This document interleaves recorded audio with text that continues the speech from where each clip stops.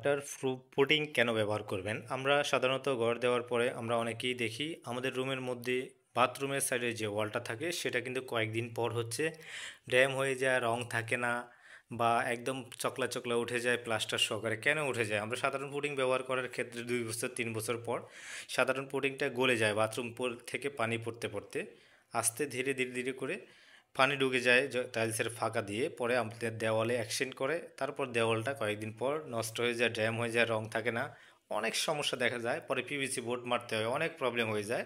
এটার সমাধান নিয়ে আমরা নিয়ে আসছি এফক্সি পুটিংটা, যেটা হচ্ছে ওয়াটারপ্রুফ। আপনার দেওয়াল ভালো থাকবে 30 বছর পর্যন্ত, টাইলসের ফাঁকা দিয়ে পানি ঢুকবে না, পুটিংটা নষ্ট হবে না। অর্ডার করার জন্য আমাদের হোয়াটসঅ্যাপে মেসেজ করুন। আমাদের হোয়াটসঅ্যাপ নাম্বার 0187028459 এই নাম্বারে হোয়াটসঅ্যাপ রয়েছে। সারা বাংলাদেশে ডেলিভারি রয়েছে আমাদের। ওয়াটার প্রুফ পুটিং কেন ব্যবহার করবেন?